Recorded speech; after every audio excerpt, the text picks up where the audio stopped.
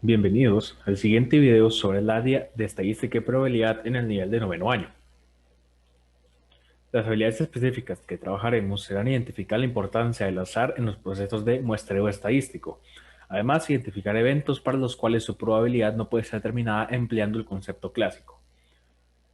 Además, utilizar el concepto de frecuencia relativa como una aproximación al concepto de probabilidad en eventos en los cuales el espacio muestral es infinito o indeterminado. Identificar que las propiedades de las probabilidades que están vinculadas con evento seguro, probable e imposible también son válidas para la definición frecuencial. Identificar que para un evento particular su frecuencia relativa de ocurrencia se aproxima hacia la probabilidad clásica conforme el número de observaciones aumenta. Y por último, resolver problemas vinculados con fenómenos aleatorios dentro del contexto estudiantil. Bien, antes de iniciar tenemos la siguiente situación. Una organización desea realizar una selección de 15 estudiantes entre el total de estudiantes de noveno año para que participen en un programa de salud integral. El requisito que pide la organización patrocinadora del programa es que la selección de las y los estudiantes se realice de forma aleatoria. Proporciona una estrategia de selección aleatoria. Antes de continuar, pueden pausar el video e intentar resolver esta situación. Como posibles soluciones, entonces, tenemos realizar un listado con cada estudiante de noveno y realizar una rifa para seleccionar 15 de ellos. Además, seleccionar por medio de una rifa una determinada cantidad de estudiantes que correspondería a cada grupo de noveno año, de modo que entre todos los seleccionados sumen 15 estudiantes. Es aquí entonces donde podemos observar que existe el muestreo aleatorio. Es aquel procedimiento entonces de selección de la muestra en el que todos y cada uno de los elementos de la población tiene una cierta probabilidad de resultar elegidos. Por ejemplo, en el caso anterior, todos los estudiantes de noveno tenían la misma probabilidad de resultar elegidos. De esta forma, entonces, si tenemos una población de n elementos y estamos interesados en obtener una muestra de n elementos, muestra de tamaño n, cada subconjunto de n elementos, n minúscula, de la población tendrá también una cierta probabilidad de resultar la muestra elegida. Por lo tanto, entonces, el muestreo aleatorio consiste en dar a cada una de las opciones una probabilidad de que sea escogida o de que ese suceso ocurra. Un experimento aleatorio, entonces, para dejar claro, es aquel en el que si lo repetimos con las mismas condiciones iniciales no garantiza los mismos resultados.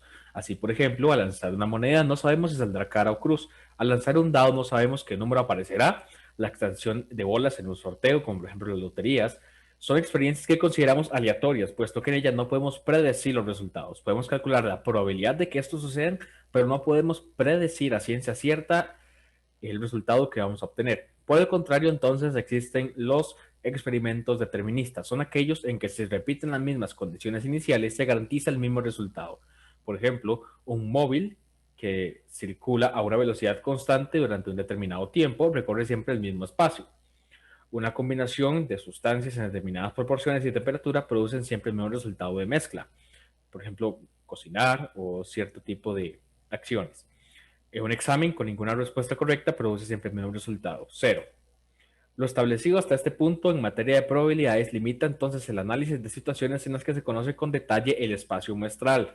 Por ejemplo, sabemos que al lanzar la moneda solo puede salir cara o cruz. Conocemos todas las probabilidades o todas las posibilidades de que salga las opciones que podrían salir. Al lanzar un dado también sabemos de que solo puede salir el 1, el 2, el 3, el 4, el 5 o el 6. No tenemos, por ejemplo, una cara número 7. Esto es entonces lo que nosotros conocemos como espacio muestral. Conocemos a ciencia cierta todas las posibilidades que pueden ocurrir. No sabemos qué va a salir, podemos calcular su probabilidad, pero conocemos entonces cada posibilidad que existe. Sin embargo, existen, desafortunadamente entonces, eso no siempre ocurre, pues en muchas ocasiones el espacio muestral es muy grande, es indefinido o incluso puede ser hasta infinito. Por ejemplo, calcular la probabilidad de que salga un número en la lotería, porque son muchas opciones, ¿verdad? Entonces es un espacio muestral demasiado grande, pero entonces, ¿qué procedimiento seguimos cuando este espacio muestral es muy grande? Por ejemplo, entonces, veamos las siguientes situaciones. Una persona se dirige a un supermercado a comprar un litro de aceite y aunque el contenido del recipiente dice 1000 mililitros, se tiene la duda que efectivamente esos recipientes contengan esta cantidad, por lo que se desea determinar la probabilidad de que el recipiente tenga menos de un litro tal como dice la etiqueta. ¿Cómo se podría enfrentar este problema? Antes de continuar, puede pausar el video e intentar resolverlo. Una opción para lograr determinar qué probabilidad es tomar muchas botellas de 1 litro de aceite y introducirlas dentro de algún recipiente que conozcamos a ciencia cierta que solo se le puede introducir 1 litro, ¿ok? Entonces, al introducir el litro de aceite, si él se excede, más bien tiene más, o si tiene menos, entonces ahí nos daríamos cuenta. Pero tendríamos que hacer muchas pruebas, tendríamos que realizar muchas repeticiones del mismo evento, ¿ok? En el ejercicio B existe la creencia entre la población que un embarazo cualquiera es igualmente probable que la criatura sea niño o niña. No obstante, los datos indican que en una población hay más mujeres que hombres. Entonces, ¿cómo comprobar si efectivamente son igualmente probables? Al igual que en el caso anterior, tomar muchas repeticiones, tomar muchas muestras del evento que estamos observando, en este caso que el niño, ¿verdad? El bebé sea niño o niña, entonces esto podría ayudarnos a calcular esta probabilidad, pero por lo mismo son demasiados eventos. En el ejemplo C, se ha afirmado que la probabilidad de que una persona fumadora muera de una enfermedad asociada en el consumismo del cigarrillo es de aproximadamente 1 medio. ¿De qué manera entonces se podría estimar dicha probabilidad? Igual que en los casos anteriores, pueden pausar el video e intentar resolverlo. Y al igual que en los ejemplos que estábamos viendo, la probabilidad de que una persona fumadora muera de una enfermedad asociada al consumo del cigarro es aproximadamente 1 medio. Pero ¿cómo podremos verificar que realmente sea 1 medio? Pues tomando muchas muestras, observando muchos eventos que ya ocurrieron, ¿verdad? Que estén ocurriendo, donde se cumpla esta condición y así entonces calcular probabilidades. La probabilidad frecuencial, entonces, también conocida como probabilidad frecuentista, se refiere a qué tan probable resulta un suceso si un experimento se repite muchas veces. Puede entenderse como el cociente entre la cantidad de casos favorables y la cantidad de casos posibles, cuando la cantidad de casos tiende al infinito. Por ejemplo, en los casos anteriores, donde tenemos que tomar demasiadas muestras, será casi que infinitas, ¿ok? La idea de probabilidad frecuencial se emplea cuando se trabaja con un número muy elevado de repeticiones, apreciándose así la tendencia a largo plazo. Es importante tener en cuenta que la asignación de los valores siempre está vinculada al análisis de múltiples iteraciones. Por eso es habitual que se recurra a simulaciones computarizadas. Vamos a retomar entonces lo que era un evento seguro, un evento posible y un suceso imposible en la probabilidad clásica. Recordemos que la probabilidad clásica era aquella en que conocíamos todo su espacio muestral, como por ejemplo lanzar un dado, lanzar una moneda, y entonces calculábamos la probabilidad como el caso favorable dividido entre el número total de opciones, ¿verdad? El número total de probabilidades que pueden ocurrir. Así entonces calculábamos la probabilidad de que ocurriera cierto evento. En ese caso, un evento seguro era aquel en el que se contiene todo el espacio muestral. Por ejemplo, en nuestro experimento de tirar un dado y mirar el resultado, el evento A, sacar un número menor o igual a 6, es un suceso seguro. Siempre va a ocurrir que al lanzar un dado vamos a tener un número menor o igual a 6, siempre. Porque es imposible que salga 7, no existe el número 7 en el espacio muestral que conocemos. Además, un evento posible o probable es aquel cuya probabilidad de ocurrencia se encuentra entre 0 y 1. Cuanto menos probable sea el suceso, más cerca estará del 0 y cuanto más probable sea, más cerca estará del 1.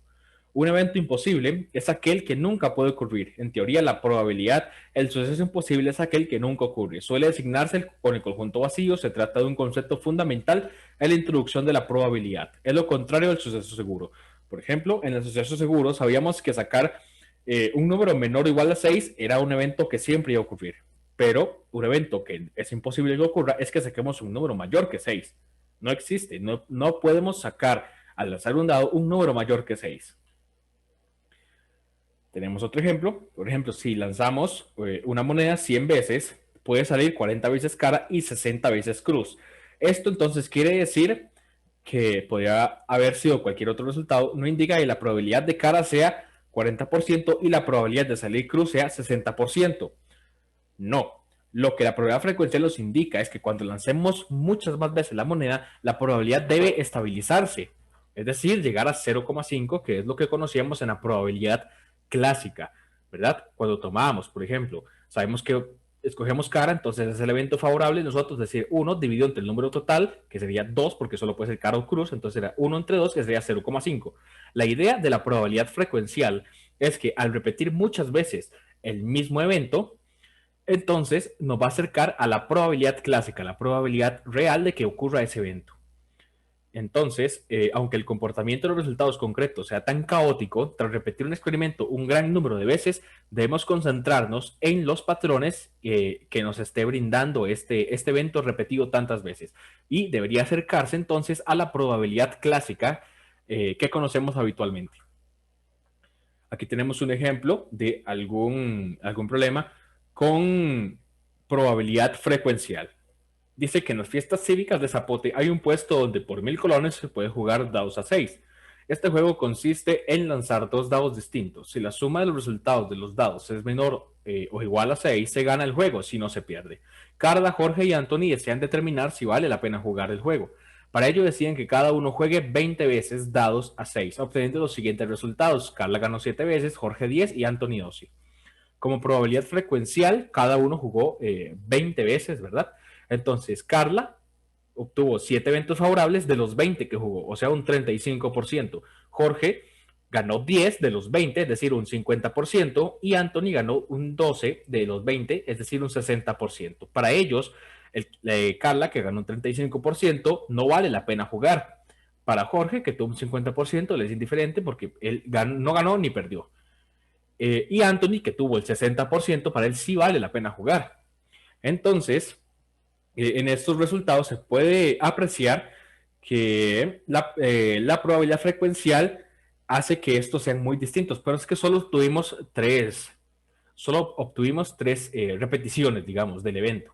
Si hubiera, por ejemplo, que hubieran invitado más amigos a su familia a jugar las mismas 20 veces, tal vez nos hubiera acercado un poco más a esa probabilidad clásica, ¿verdad? Al valor real de esa probabilidad que queremos conocer. Es entonces que entre mayor iteraciones, ¿verdad? Entre más repeticiones obtengamos de un mismo evento, más se va a acercar a este tipo de probabilidades. Entonces, tal parece que algunas probabilidades frecuenciales no se acercan al valor real de la probabilidad. ¿Pero por qué? Porque hicimos pocas repeticiones. Si hubiéramos hecho más, a lo mejor se hubiera llegado a la conclusión o acercado un poco más a esa probabilidad real al observar todos los patrones, ¿verdad? Todas las iteraciones que se realizaron. Y muchas gracias por ver el video.